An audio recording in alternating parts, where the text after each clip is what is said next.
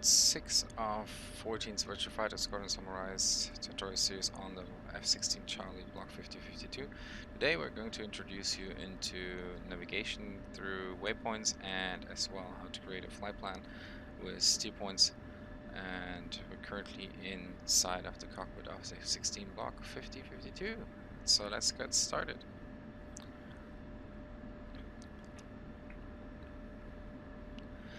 As you can see, currently we have no flight plan on our MFD. We have no waypoints, and so there we cannot navigate through waypoints and steer points. In the F16 Block 5052, the waypoints are considered as steer points, and on your main DD page you can see steer point on the top right here as steer point 1 is selected. You can go with the arrow up and down through the waypoints, and you use the UFC ICP DD increment decrement switch up and down to actually increment your waypoints or decrement your waypoints. Currently with a few F-16s taking off there on the airbase Nellis, and let's dive into the actual navigation. On the bottom you also have an HSD, so that's between your knees. Basically you have an HSD backup, or an actual HSD itself. It's not a backup, it's the HSD, and we currently have no flight plan, so we have no waypoints, and the actual HSD shows us no waypoint indication. Currently it's blanked out as a red mark, so we have no information layered underneath. Okay, so how do we access our steer points? To be able to access the steer points, you have to be in the main menu to be able to enter steer points as such. So DD main menu is where we have to start, and to be able to access the functions layered underneath the actual numbers on your UFC panel. You see number 1 through 0 have accordingly some labels on the actual buttons. So we have TILS on 1, ALO on 2, and so on and so on.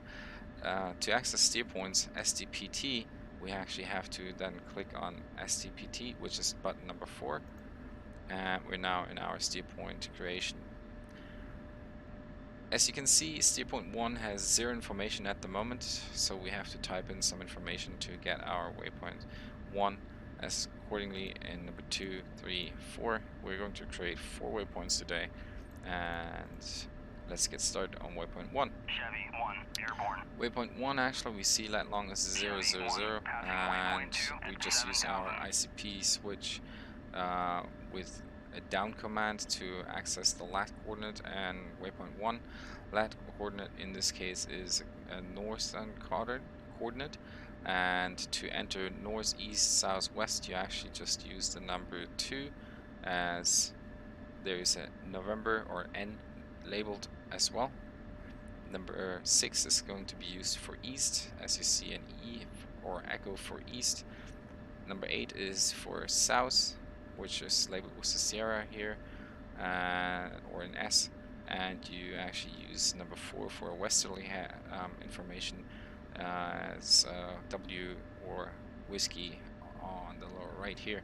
So let's type in Nellis. Nellis is going to be north, and you see as I've selected now the actual line of the lat line, and type in 2 as the first indicated push, we will have November for north appear, and now we just have to type in the degrees, the minutes, and the seconds for that actual coordinate. So that's 36, 13, 320. Then we hit enter, and it's saved into the lat. Now we move down one line, and yes, you can see again it's marked in which position I'm currently at in my DD that I will put informations into. I have to go with west in this case, because we're on the westerly hemisphere, and the information is 115 degrees, 2 minutes and 370 seconds. We hit enter, and we also type in an altitude, in this case 1,845 feet. And we can see now on our MFD that we have an actual white cross appear. That's the actual currently selected waypoint. And let's zoom in a bit here with the DD, with the MFD range, and we see a white dot, which is actually our waypoint, and the cross on top. Okay, cool. So let's switch to waypoint 2. We can immediately go into our arrow up. So we switch and select waypoint 2. You see the actual last used line is still active. We go up and we type in for Nevada or Nellis. No, in this case it's actually not Nevada or Nellis, it's actually Vegas North. We will type in accordingly the coordinates as we did in waypoint 1. So let's type in all 4 waypoints quickly, and then we can talk about further information on the waypoints.